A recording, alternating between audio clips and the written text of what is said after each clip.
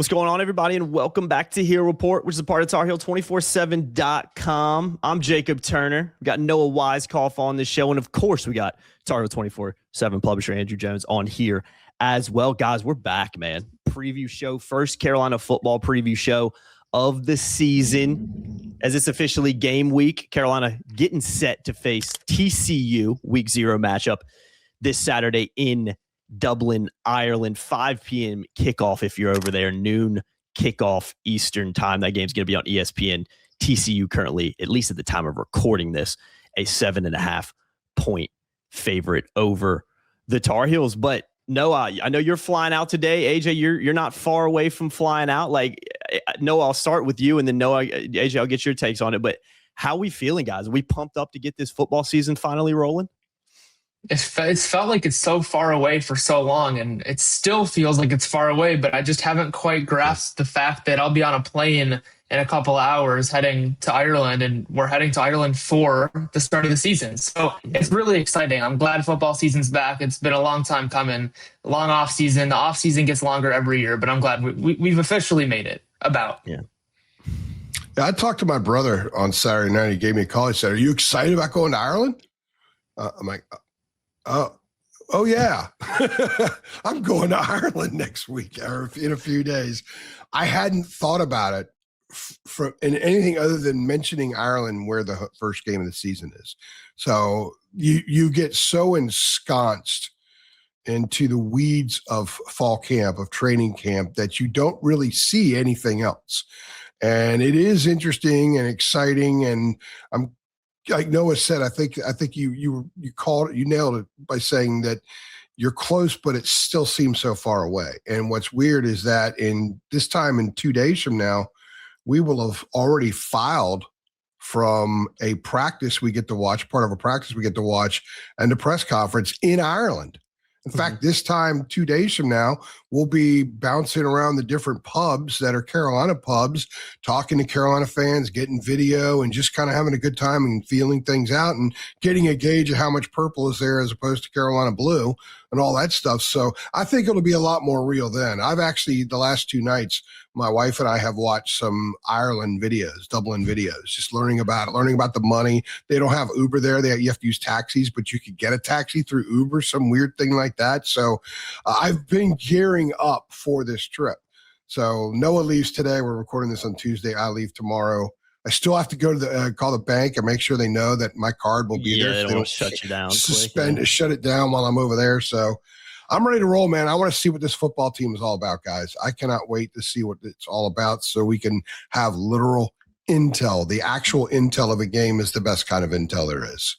It is, man. Yeah, I'm looking forward to it as well. I know you guys are going to absolutely kill the coverage over in Dublin. We'll be rolling out a ton of stuff on the site this week, and make sure you guys come on and get involved. 75% off promo. It was 60% last time. We bumped it up to 75% off a 1-year VIP subscription at TarHeal247.com. Link is in the description below. It'll take you right on over there. Come join the biggest community of Carolina fans on the internet. We'd absolutely love to have you over there and to get more content from people like Noah, from people like AJ on the basketball side, David Sisk, Anna on the football recruiting side, Mike Felder. I mean, there's just a ton of great stuff on our premium message boards that never sees the light of day unless you are signed up as a VIP premium subscriber. So like I said, guys, come on over and sign up. It's a limited time offer, so take advantage before it's too late. But like I said, come join the biggest community of Carolina fans on the interwebs. But guys, before we're going to, just to kind of preview what we're going to talk about here, I want to talk about the program, kind of talk about the spot it's in going into the opener on Saturday.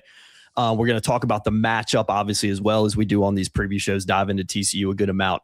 And towards the end, we'll talk about how important this game is for North Carolina in year 2 under Bill Belichick, not only just because winning's very important, but setting the tone for the rest of the season. But I want to put a bow real quickly, guys, for lack of a better term, on the preseason, because we reported it after spring ball. I remember you and Noah doing a very in-depth podcast on this, and we talked about it a lot going into training camp as well. But this is a program that's in a lot better spot than it was this time last season. Now that we're through kind of the preseason, it's a team that, in the grand scheme of things, I think besides one position group in particular, has come out pretty unscathed. Not a ton of injury issues. You see attrition across the country. I think Carolina is one of those teams that hasn't had a lot of that. So that's a positive.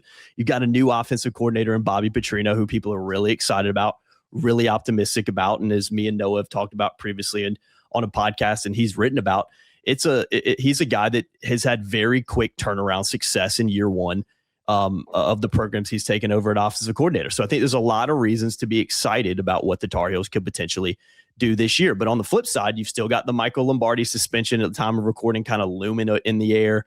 Steve Belichick's situation, Carolina, all signs pointing to having no defensive coordinator in game one against TCU. You've also, I think, as we've spent a ton of time covering this preseason, you still got some big question marks on both sides of the ball. So, AJ, I'm going to start with you.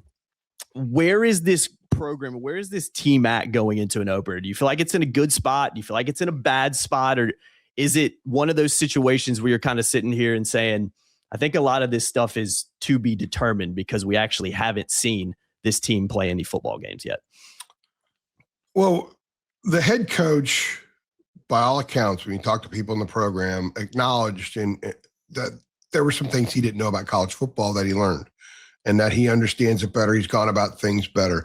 Our understanding is the messaging has been far more consistent inside the program. He's got a full roster of Bill kids. There are no Mac guys versus Bill guys anymore. They didn't have to deal with a spring portal, which really adversely affected last year's team and set them back almost to square one. When they started training camp last year, it was almost like their first day again. And so they didn't have to deal with any of that stuff. I thought they had more distractions in some ways last year. The Lombardi thing, I don't think affects the team at all. It affects the program. It doesn't affect the current team. So I think those two things are separate. Steve Belichick not being there, it affects the team, but we were talking to Derek McDonald yesterday, who's a captain and the starting Mike linebacker.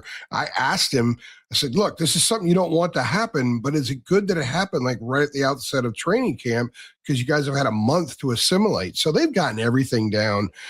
They've got one of the maybe the greatest defensive mind. Bill Belichick is spending a ton of time with the defense in practice. He is who he is. I asked him on Monday, did he call defenses when he was a head coach? He said, yes, of course. So he's a defensive guy. He's always going to be a defensive guy. It helps to have him over there. Bob Diaco, who I thought was the best position group, whose group came along the most a year ago, is also someone who's been a defensive coach and a head coach. He was a head coach at UConn for a few years as well. So you've got a couple of super experienced people there that will handle it. Now, the communication with whoever's wearing the green dot on the helmet, which is probably McDonald, I think that might be something interesting. We tried to inquire about that Monday, didn't get any answers, but I think they'll have it figured out. And the reality is if the kids can make plays and they're able to adjust, and most adjustments are made when you're off the field and the offense is on the field, if those adjustments are made and the kids make plays, I don't think it's going to be that big a deal on Saturday. What about you, Noah? Where do you stand on it? Yeah, I think I agree with everything he said, definitely. But the biggest thing, and I'll harp a little bit more on it, is that spring portal. Every player that we've talked to really during the spring, going into training camp, every player virtually has mentioned that as a key aspect of things as to why they feel a lot more comfortable.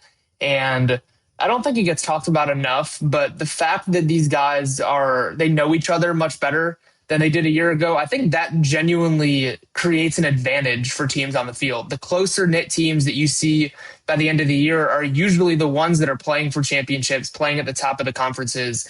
And I think that's really the number one thing that, at least in the offseason, that helps teams the most to improve getting ready for the year.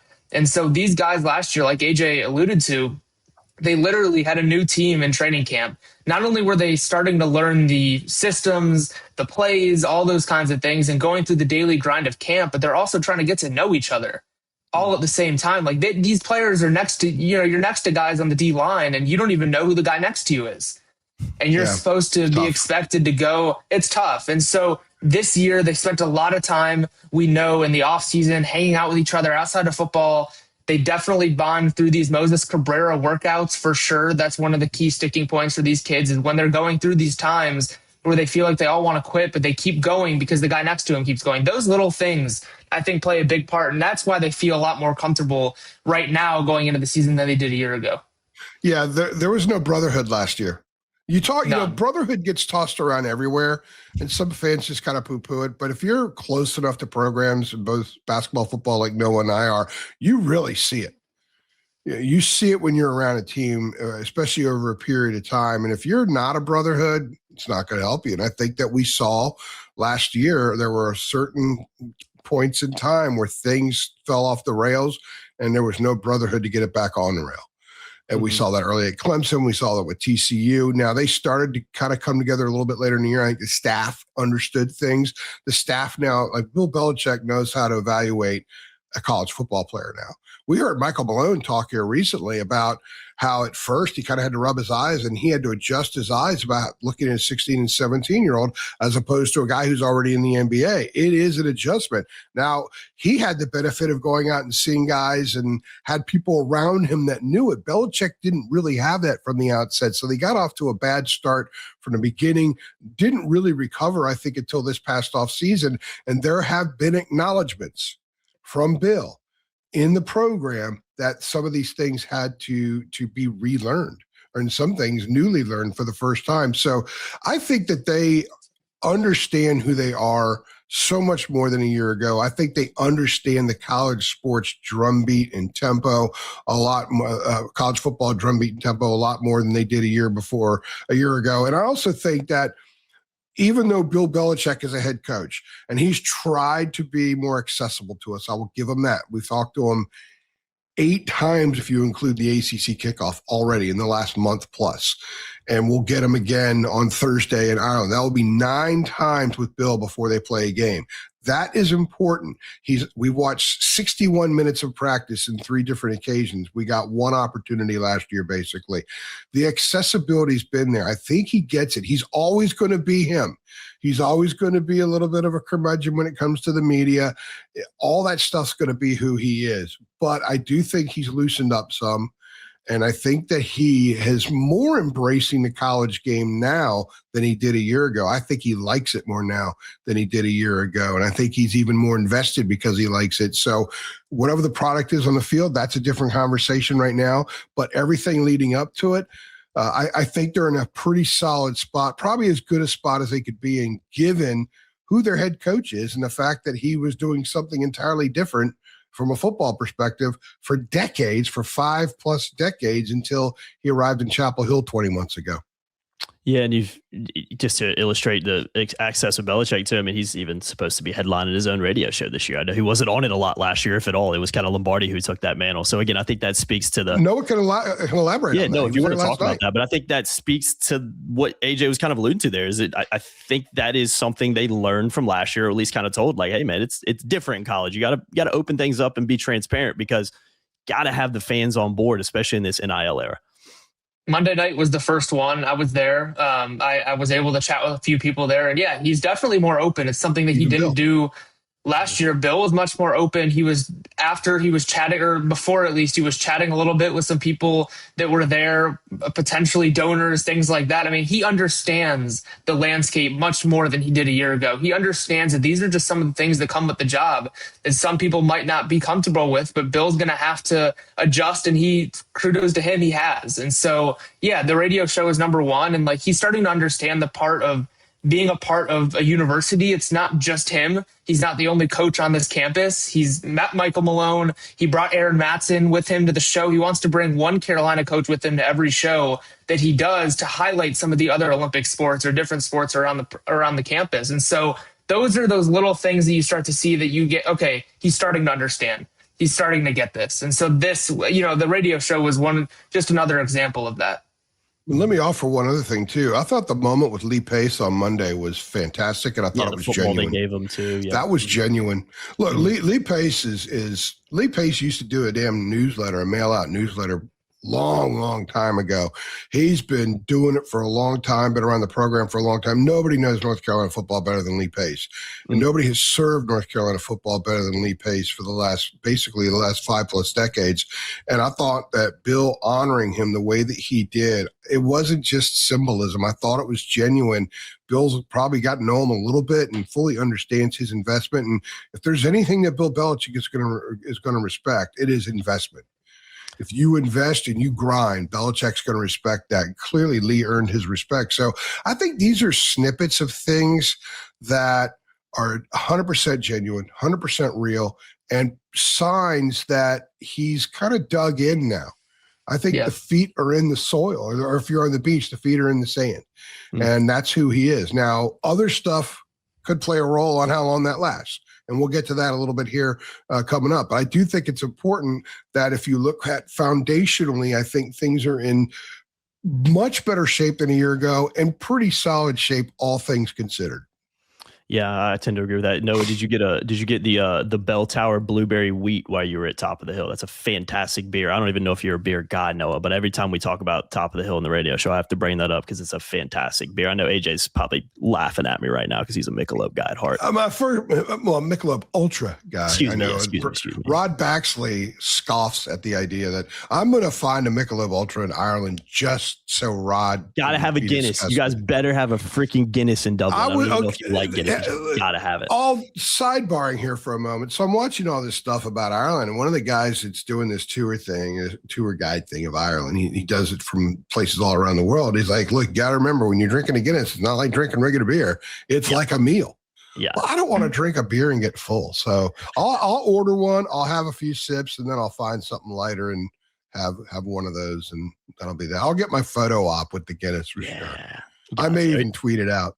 Are you a beer guy, Noah? A little bit? A little bit, yeah. Nothing at Top of the Hill because that was strictly work, you know? Yeah, that's true. That was strictly. Yes, I did put out some notes on our premium board as well that some people have enjoyed. So if you haven't checked that out, some notes from things that were said, things that I saw from that radio appearance, which I think was like we said, a step in the right direction for everyone. Professional right there. No, I appreciate that, man. That's big time professionalism right there. I would have had to sneak a beer and probably would have made my reporting a little bit better. Try to loosen me up. Louisville's longtime media relations guy in basketball just passed away a few months ago. Kenny Klein, who's fantastic. And every time I've covered a basketball game at Louisville, about maybe an hour after the press conferences end, Kenny walks around with a little bucket. He's got beers on ice and he's passing them out. Oh, that's fantastic. When I covered the Carolina Hurricanes for years, they would serve beer in the media room about an hour after the games ended. I never took one. I figure I got enough typos as it is. If I start popping a few, it's going to be typo city, man. Yeah, man. It could go downhill. That's fantastic, man. We need to adopt that in Chapel Hill moving forward. I'd be a big fan of that one. I'll have to go talk to some people inside the athletic department, see if we can make that happen. Michelob Ultras only, AJ said. Probably not. I'm going to go on a limb and say that's definitely not going to happen. But let's move into the matchup here, guys. I want to talk about TCU because to me, as you guys kind of alluded to here, I think one of the bigger storylines going into this game are kind of one of the things that angles you have to look at is this is an established program under Sonny Dykes. He's entering his 5th season at TCU.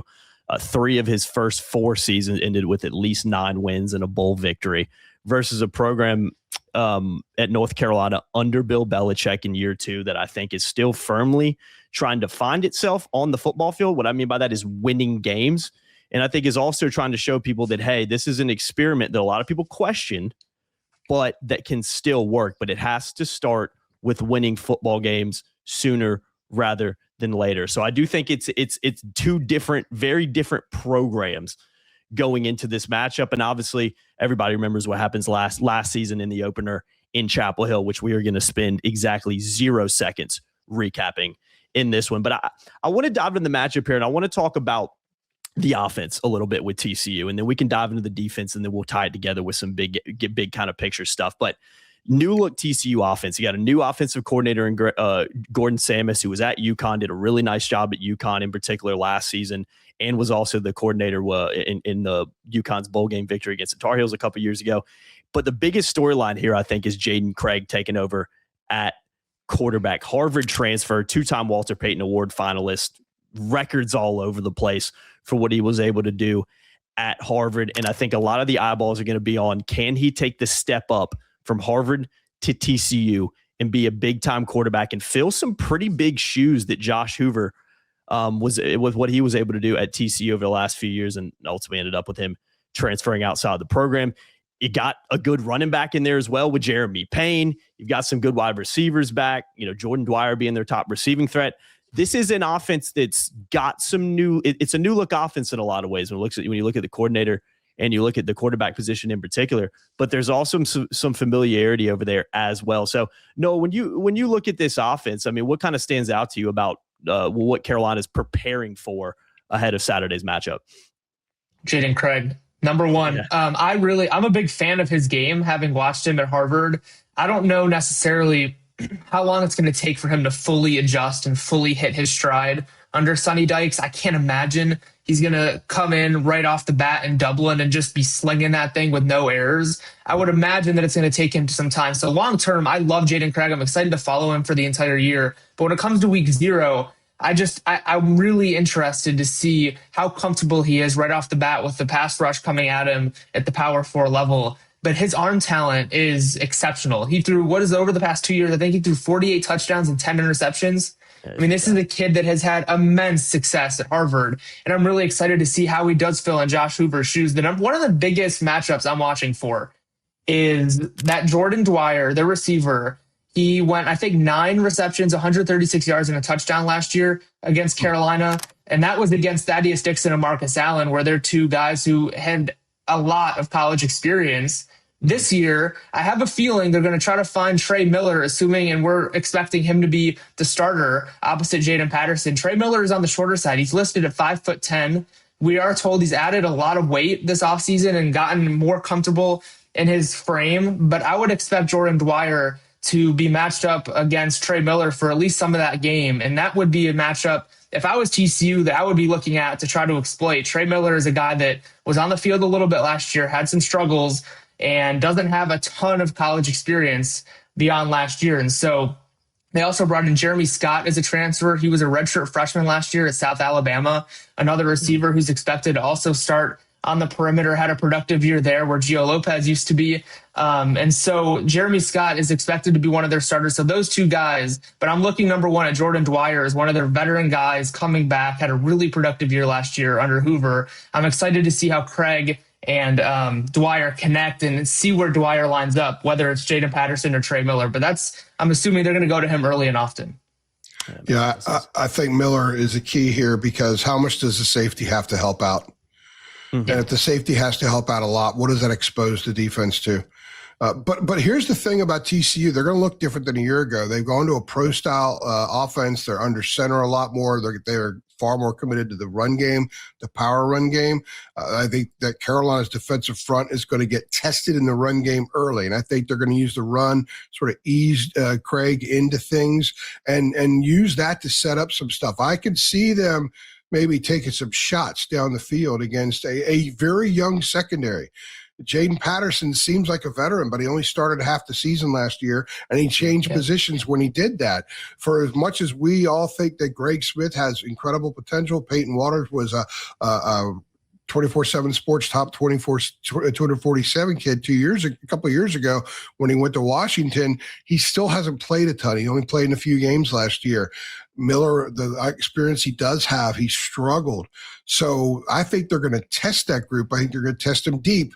And they're going to test them early, but they're going to use the run to do that. So Carolina's defensive front has a ton of responsibility in this game. They've got to limit the success that TCU has in the run to force them to become a little bit more predictable. And if they force TCU to use more shotgun than it wants to use, then they might be able to read what's going on a little bit better.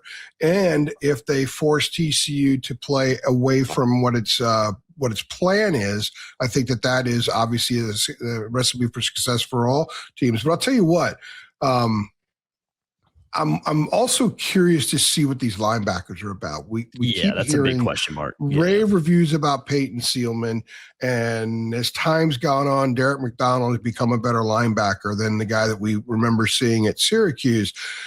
I don't know where this group is. I don't want to sit here and say I think they're going to struggle. I'm not going to sit here and say I think they're going to be really good. I've got no idea how they're going to work together because those two linebackers work together.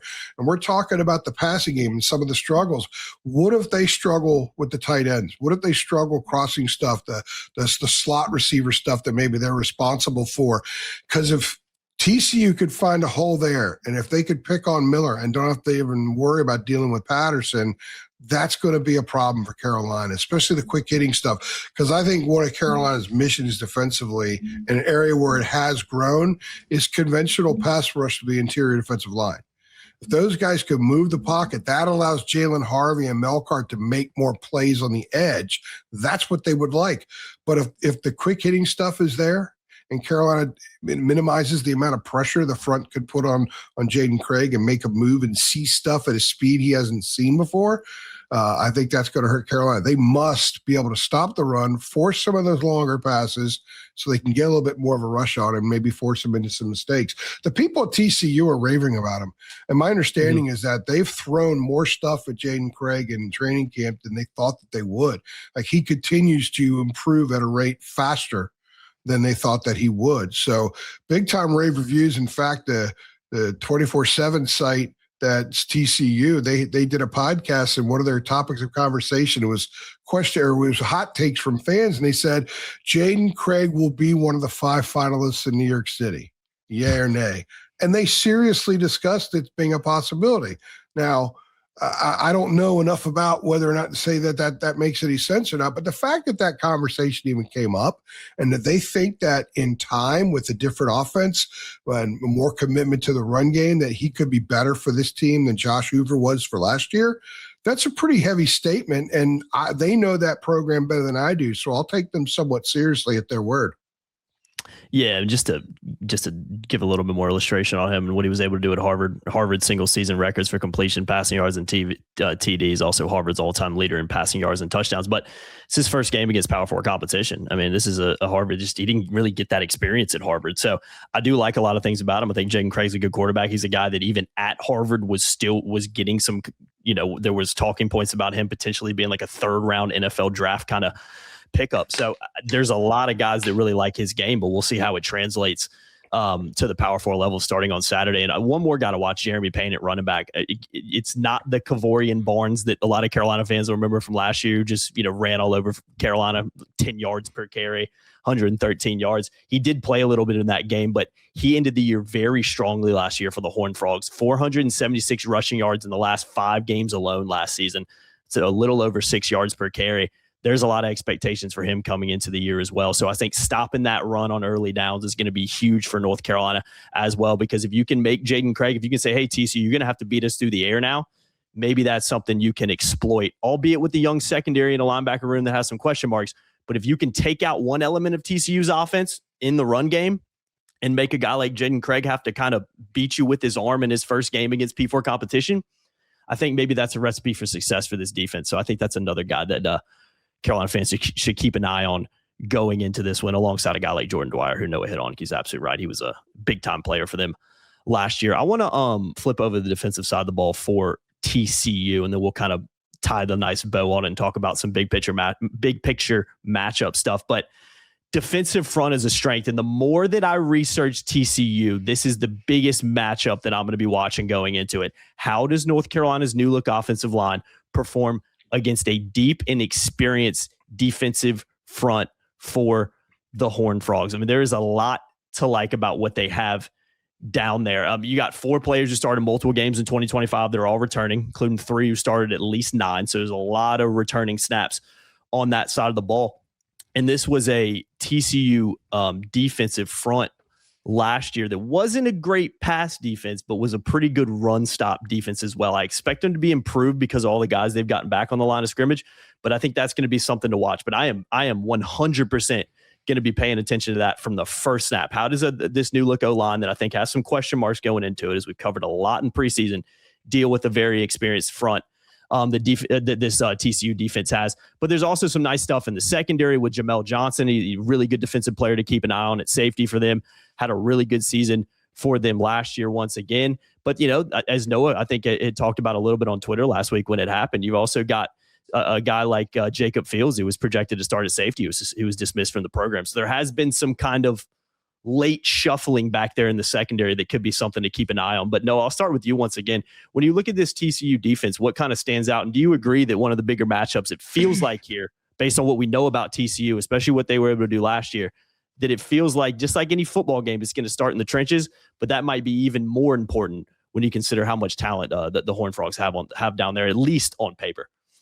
I was going to say, I think when you look at any football game matchup wise, the first thing you always go to is the trenches because 100%. 90% of the time, the team that wins on the line of scrimmage wins the entire game. And so I do think it's significant that they're returning that much production, that much experience on their defensive line. And with Carolina, there are some questions. Is Jaquan McCroy going to start at right tackle for Carolina? And that could potentially be it would be one of his first like significant college snaps and getting action consistently on the offensive line. So that's going to be something to watch as well. Christo Kelly, can he stay healthy throughout an entire game? Can he make the blocks, make the calls on the line of scrimmage to be able to double team some of these guys up front? But look, we've talked to Petrino twice, I think, since he arrived, once in the spring, once at the beginning of preseason camp. We've talked to some of these running backs, some of the offensive linemen, everyone.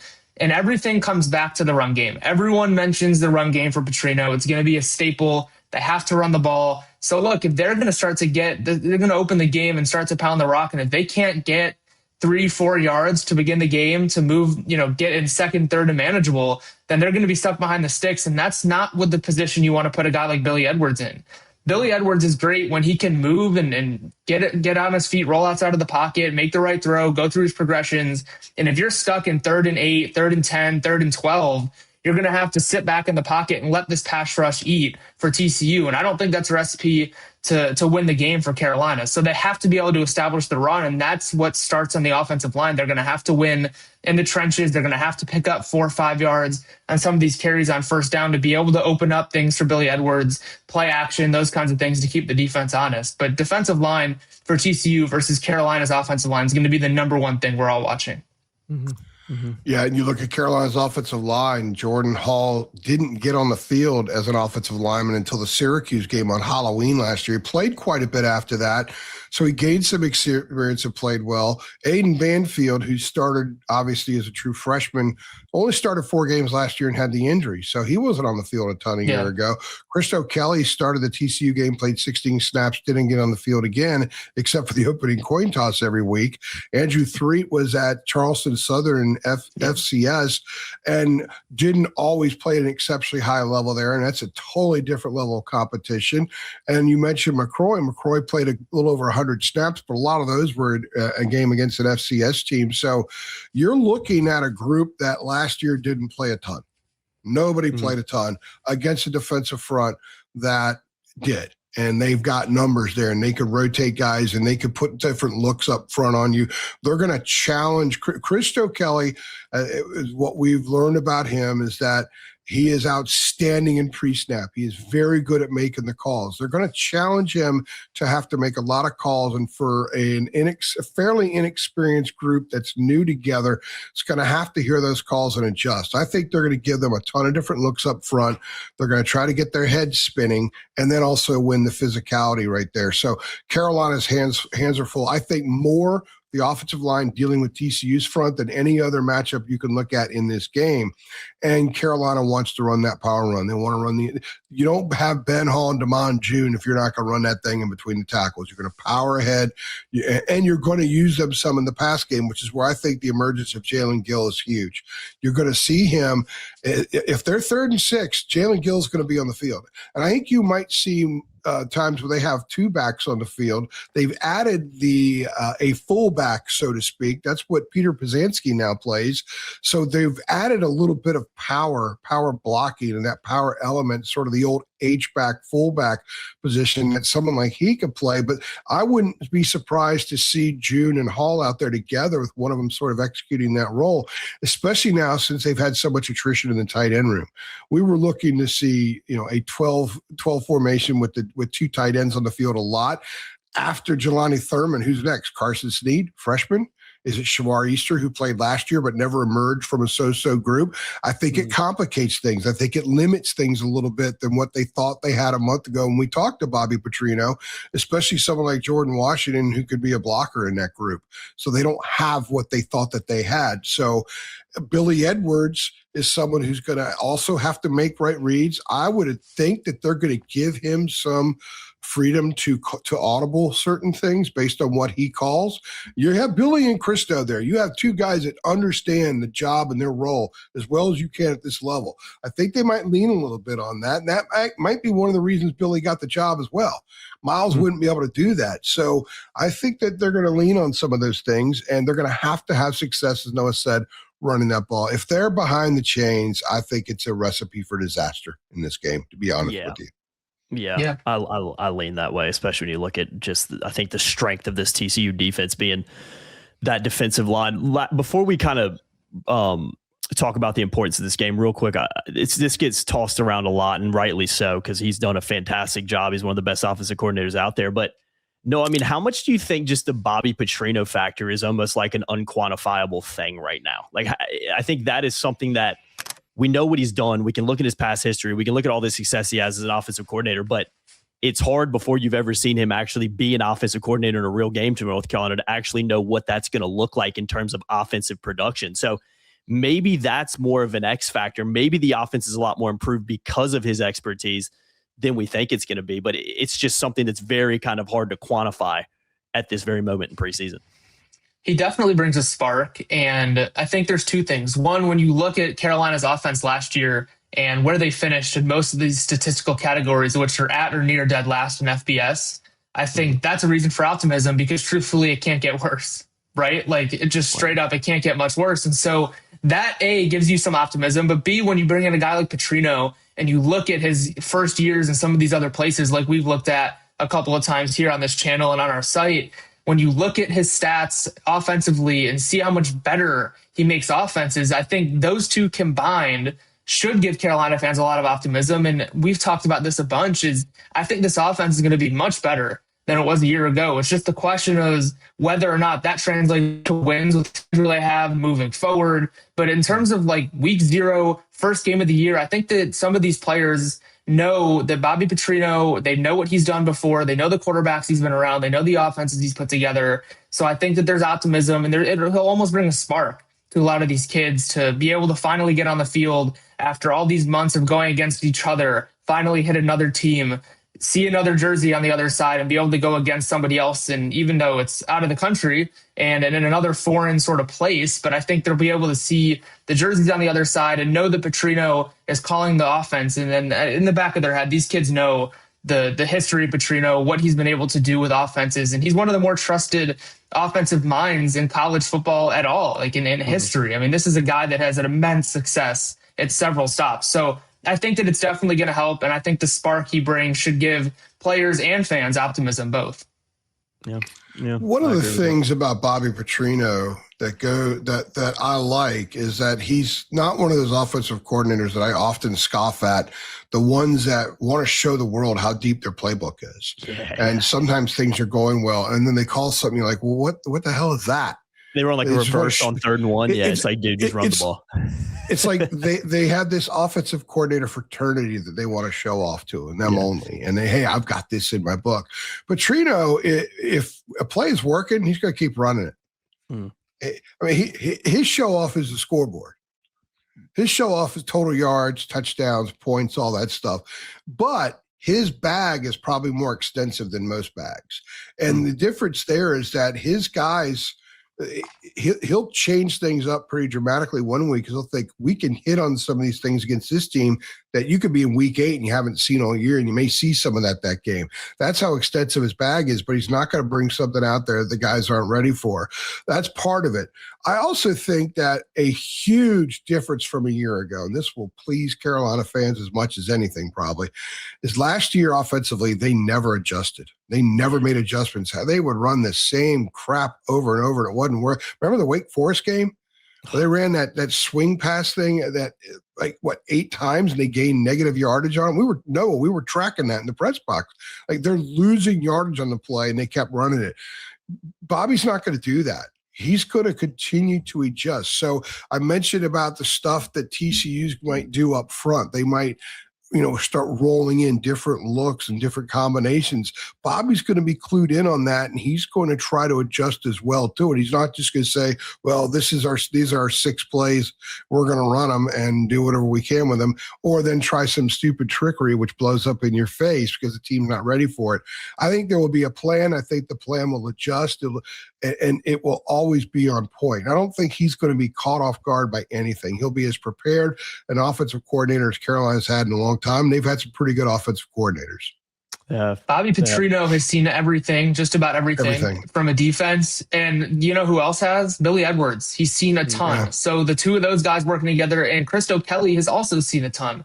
So your 3 biggest leaders on the offense have all been around.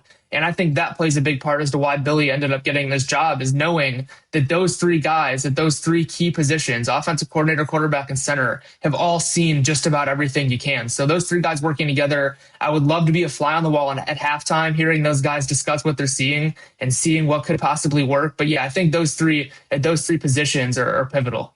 Yeah, and staying on that, guys, one of the things that impressed me about Billy on Monday is, like we were talking to a young offensive coordinator. Yeah. Sharp guy. Yeah. And here's also someone who has won the QB battle the last 3 years at 3 different Power 4 programs. He has developed a thick coat of armor that has allowed him that even when he was behind in camp, which he was, and that follows our reporting, and so it was right on about that.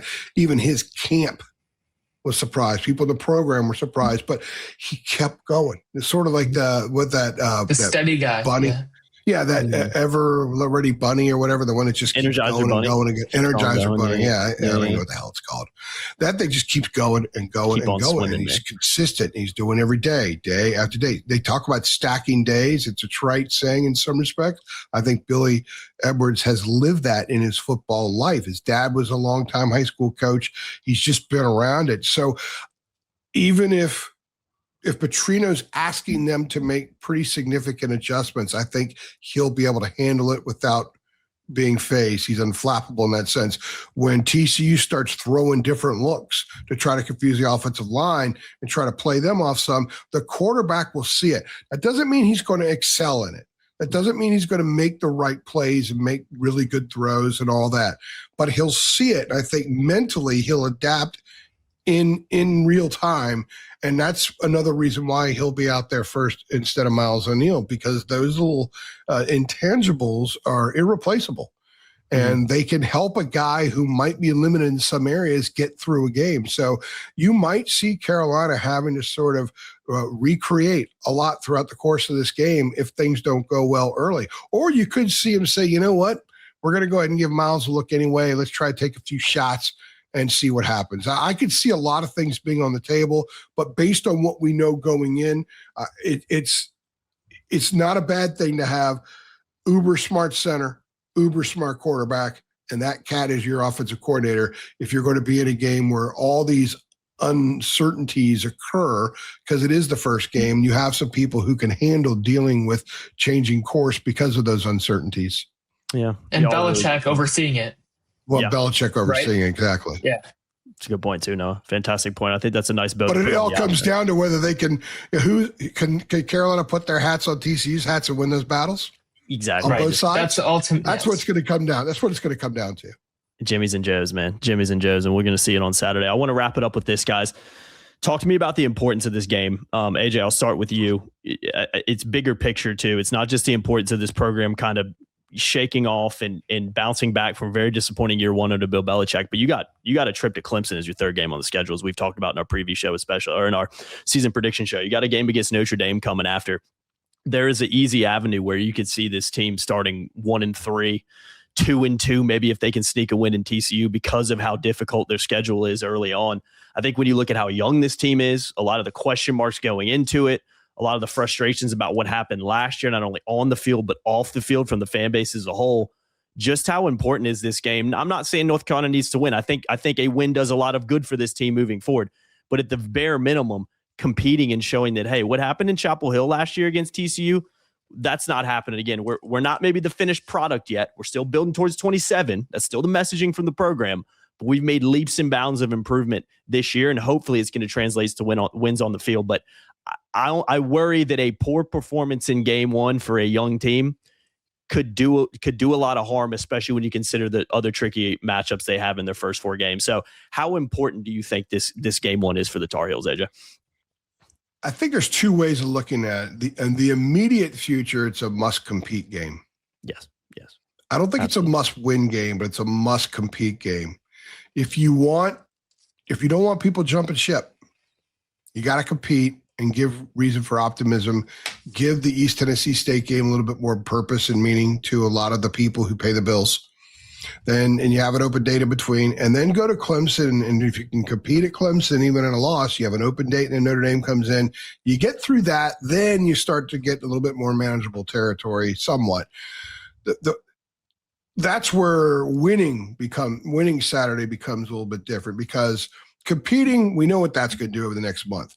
Winning puts them in a situation where 1-0, 2-0, be competitive with Clemson. Okay, Notre Dame comes in. Maybe Notre Dame takes care of them, but they're still sitting there at 2-2, going to Pitt. They've had success at Pitt before.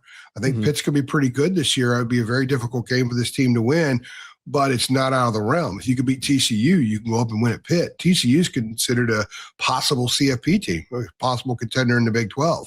Then you go to Duke. I don't think Duke's going to be what Duke was. I think that's a very winnable game. It's a winnable game if you got a couple of wins under your belt and the team has the right psyche. If they're 1-4, maybe they don't have the right psyche. So you get to Syracuse, which is the 6th game. Yeah, you get to Syracuse. Are you 1-4? That would be 1, 2, 3, 4. It'd be 5. Are you 1-5? Are you 2-4? Are you 3-3? How do you get there? Winning the opener puts you in a position where things are much better when you get to Syracuse, which I think will be the most winnable conference game that they play. Losing that means you're getting to Syracuse possibly on October 24th without a win over an FBS team and with everybody throwing all the dirt that they can at the program. So must compete is the immediate must, but winning really gives them a different tint going into October, getting past Notre Dame. Yeah. What about you, Noah? What do you think about it? Man, must compete is the perfect way to put it. It's crazy. We can't call anything this early in the season a must win, because I feel like every year earlier and earlier, you start to talk about must wins, and it's at the end of the season, then it creeps up, then it's in October, and then eventually it's just week 1 and every game is a must win. Week 0. But it is a must compete. Yeah. After last year, I'm interested to see, there's a lot of returners at TCU, but there's also some new guys. I'm interested to see sort of how and I think we'll know this in really the first 2 quarters of the game, how they are treating this game. Is TCU looking at this game last year and saying, wow, I don't care where we could play this game, wherever you want to play this game, we're going to go out there and we're going to curb stomp Carolina. I think we're going to see quickly if TCU is believing that, if those players sort of have that in the back of their heads, or if they're taking this very seriously and understand that Carolina has 60 new players on this roster. But a loss, I think, as long as you're competitive, you can deal with it. You can move forward. You have the off week to get better. You have the East Tennessee State game after that. I think you can feel much better about yourselves. But a win, I think, for this game, it lets these guys have some fun on the plane going back. That's for sure. A long flight home after a loss is a lot different than a long flight home after a win. I can tell everyone that confidently. But then you get into the open week with a win, and you can be confident in yourselves. These younger guys, 40 freshmen that have been buying into this program under Belichick in training camp, going on the daily grind. If you can get a win out there, I think these freshmen will look at themselves and say, holy crap, I think this is working. Like, what we're doing, what we've done is working. Not saying that a loss would inflict the opposite, but I think a win just does more than a loss would do. And so then you have that week where all these guys see it on the field. They see themselves win a game. People start talking about it more. And then you have a game against East Tennessee State where it's the most winnable game on the schedule and you're expected to win by multiple scores. Some of these younger guys are going to play. I just think everything will help, obviously, with a win moving forward. And it puts you in front of the 8 ball with a bunch of tough games ahead, because the reality is a lot of these games that we talked about on the Record Prediction Show, a lot of them are 50-50 games, especially once you get into conference play. Carolina can win these games, but they can also lose them. And so when you can have an opportunity to play in a close game in the fourth quarter, those 50-50 games, knowing there's a lot of those coming up and later down in the conference play, you got to win them. You got to win the one possession games. And so I think if you can stay close with TCU, have a chance to win it in the end, I think that's going to be the number one thing that we watch. Yeah. Build a lot of confidence. The other thing too is if there's a if they compete and lose, that will help for a while. That won't be a terrible thing given what happened last year. I think a lot of fans just think this team is going to be terrible. So if they compete, they're probably going to do some good things and surprise the people. And you know what? We're not that bad after all, especially when you realize TCU is really good. Mm-hmm. But if they compete and lose, once you get to they go to Clemson and it gets a little bit ugly. Notre Dame comes in. It's a lot ugly. You got Miami later in the month. Louisville comes in. There are opportunities for some ugly games. Yeah. Competing against TCU will mean nothing at that point. But if you beat them, you still have that with you the rest of the year. That is that is in your pocket with you no matter where you go. It's still something to point to. And I think it gives a team that's very young, this is one of the youngest teams in FBS, it gives them some fuel each week. Coaches have to break down and build back up every week. And it's amazing sometimes a club that's struggling, how coaches are able to get them to run out of the tunnel a week later against a better opponent, and they're believing that they could win. It's a lot easier to do that, even if you have that one win against a club that is going to probably start out 6-0 if they beat Carolina when you look at their schedule. So I think it gives them fuel as well. It gives them a little thing to build on to have with them the rest of the way. So, and if you're talking about getting to a bowl game, which some people are saying, hey, this club can go 6-6, get to a bowl, it's a huge season, then you need to have that TCU win, in my opinion.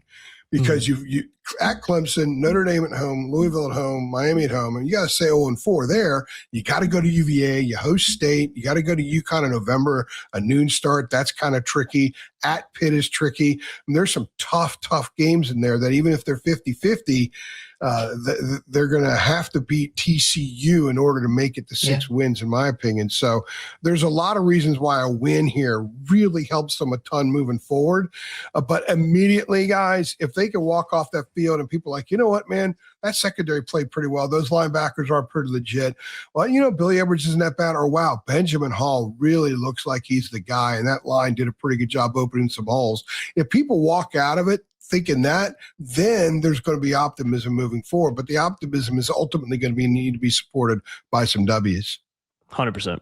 Got to win football games at the end of the day. You simply have to, and you especially look at the investment that's gone into this program. And year 2, I think a lot of Carolina fans, despite a harder schedule, lack optimism. It needs to be better, and it all starts with winning football games. Last thing, prediction time. I'm doing 34-17. You can see this on our staff picks. So it'll come out later in the week as well.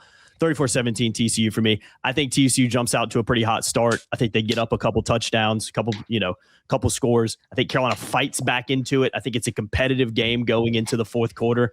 And I think TCU pulls away a little bit. I think they're just going to have a little bit too much. So I'm going 34-17. I know it doesn't sound great on paper, but I think it's going to be a lot more competitive of a 34-17 than we saw in Chapel Hill when it was 48-14 last year, and the stadium was half empty in the middle of the third quarter. So no, I'll start with you. What's your score prediction for this one? Well, 34-17 doesn't sound great on paper. I picked 34-20, so it sounds a lot better, doesn't it? Yeah, I'm picking a two touchdown game. I think that's what I put on our stat picks. I can't even remember, but I think it was 34-20. I think that the line of scrimmage is the number one thing we watch for. It's going to be the key when it comes to the end result. If Carolina can stand its own on the line of scrimmage, I think this game's a little bit closer. I think that there's a chance that this game comes down to the wire, but I think ultimately in the end, TCU is going to pull away a little bit. But we're going to see a lot of improvements. They're going to compete in this game. I can't see a world in which it turns out like it did last year. I think the offense looks a lot better. I think that provides some optimism for Carolina fans despite a loss. Hey, if you watch the game, this offense looked a lot better than it did last year. TCU is a good team. I'm excited for this season moving forward. I see that being the number one takeaway. But I also do worry about Carolina's defense a little bit, especially depth-wise. If they have to hit into their depth, that to me is a concern. In the secondary, I think is another key sort of matchup that we hit on earlier. The TCU receivers led by Jordan Dwyer versus some of Carolina's corners opposite Jaden Patterson, Trey Miller, or if anyone else inserts into that position. But those are some of the key things I'm watching. But I think ultimately TCU is going to win by a couple of scores and pull away late. But I can see this as a game that comes down to like the last possession. Can Billy Edwards lead a 2-minute drill to give Carolina a win? I think we could possibly see that. Yeah, be great. What about you, AJ? Hey, Jacob, if TCU gets out to a quick start, like a 14-0 lead in the first quarter, I'm going to stay off Twitter. I mean, we tweet during games. We have to put it. It will be an insane asylum on Twitter. I'll hop back in when they make it competitive again. When they, like I said, because I think if that happens, I think they get back into the game. Then I'll hop back on Twitter. But you're right. I'm going to just focus on the game if that happens. Yeah. I think in your scenario, if let's say they fall down 14-0, but then turn it into a game, I think that would be a positive sign. Yeah, it would be. That would be that brotherhood thing we were talking about before, where you know the guys in the trenches, you kind of play for each other. I don't think we saw that last year. Remember, it was 3:55 left in the first half. It's a 10-7 game. Yeah, it wasn't. And then Bud Clark gets that pick six. He had a terrible injury, by the way, there in an exhibition game. Bud Clark gets a pick six, and from that point on, over the span of 12 and a half minutes of football, it went from 10-7 to 41-7. Mm-hmm. I don't think this team, outside of maybe the Notre Dame or Miami games, is in a scenario where they just get boat raced in a stretch like that. So if they're down 14-0 and next thing you know it's 17-14 and they have the ball, I think that's a great sign for this team. So just speaking to what you said, my prediction is 30-17 TCU. I think we'll see a little bit more consistent movement. We're not going to see 6 straight 3-and-outs by the offense, I don't think. Now, we're going to see some 3-and-outs by the offense, but I think you'll see adjustments and they'll move the ball. They'll find ways to, if they're struggling, to get that 18-yard pass over the middle to sort of move the chains and give things a little bit of a juice injection that we didn't see very often a year ago. I am concerned about the defense. I'm concerned about depth in defense. I'm concerned about a very green secondary. Outside of Caleb Koss, just guys haven't played a ton. Kalo, I think, could be a huge, huge factor in this game. He's probably going to have a ton of responsibility, and he could be someone that can make some plays. They need to find playmakers, guys. Is Melcart, was he the product of 5 really good games last year, or is that who he is moving forward? Is Jalen Harvey, does he back up what we've heard about him in training camp? If that's the case and you're getting pressure from both edges and you got some solid dudes in the middle, I like Isaiah Johnson and I really like Leroy Jackson. We've been talking a lot about him even through the summer. If those guys are who we're hearing they are, then the defense has a shot. Because if they're average up front, the secondary just isn't experienced enough in a game like this to be what you need them to be. The better they play up front, the more it helps the secondary. I think that's where there are some issues. I see 30-17. I think Jaden Craig is going to have a very good game. I think he's going to pass more and more and more as the game goes on and have some success. So what you're saying is AJ Carolina needs some dogs. Is that what you're saying? Is that what you're referring to out there? Got to have some dogs out there. No, that's an inside joke that we will fill you in on here in about 5 minutes. Yeah. I think I've already been filled in, but you probably have. Okay. They need dogs. It's not dogs. I saw some clip on Facebook. I was rolling through Facebook last night when I went to bed. There's all these clips of high school football teams taking the field, which I love. That walk to the stadium. I love that. In my book, I articulate a walk of groups of guys and the click, click, click. If you're wearing screw-on cleats and you're on concrete, click, click, click of the walk. And one of them was a high school who they're the Bulldogs, and all the coaches come on. They have T-shirts just say dogs, but it's not with a D-A-W-G-S, no. It's D-O-G-S.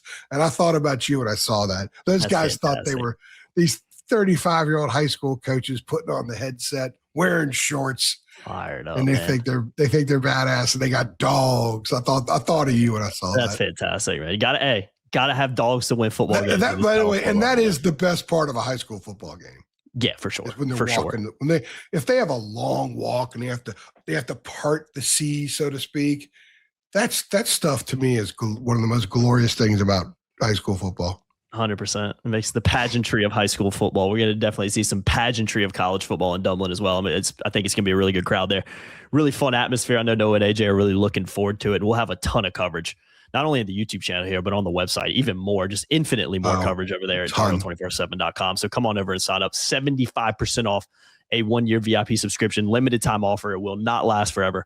Come on over and sign up. And as I always say, come join the biggest community of Carolina fans on the internet. I promise you, just for this week alone, you won't regret it with all the good, juicy stuff you'll be getting. But we got 2 people going to Ireland, guys. Never we got stop. 2 people going to Ireland. And we're going. You would know, yeah. And we're going there to crank, man. We're not going. I'm not going to go to, some. I'm not going to go to Killarney or wherever that stuff. I'm not going to go to all these different towns, to Galway, and go sample, oysters in Galway. We're going to work. Yeah. We'll have a pint. Rod Baxley demands that, but yeah, got to. But we're going to work. We're going to grind, and we're going to try to be super creative with what we do there. So I'm looking forward to it. I'm looking forward to the many Dublin, Ireland date lines we can pump out. Yeah, yes. I can't wait when I get the text from Noah and AJ. Like, you know what, Jake, you were right. Guinness is pretty damn good, man. We're sleeping on. I can't wait for that text. It's coming. Well, we got to get RL Bynum to have a few. That's the mission. Yeah, that's the true mission. Get RL Bynum nice and juiced up. That'd be fantastic. That'd be absolutely fantastic stuff right there. We'll see if we can make it happen. Keep it locked before he jogs to Scotland. Yeah. You probably run into Scotland with you have to run on a ferry. You have to take a ferry and just run back and forth while the ferry's taking. He probably do it too. The guy's a machine. He could probably freaking do it too. No problem. So, all right, guys, let's go ahead and wrap this thing up. Fun first preview show of the season. Noah's definitely gonna be a reoccurring guest over here. So, gonna be a really fun season. Really looking forward to rolling these out as the year goes on. 3 Things is gonna be a live stream as well. So stay tuned for that. Really excited about getting that rolling this year as well. So I've been Jacob Turner. He's been Andrew Jones at the bottom, top right corner, Noah Wisecoff. Appreciate everybody who's tuned in today. And as always, as I always say, like, share, subscribe, hit that notification bell, tell your friends about it, and we'll see you all in the next one. Thanks.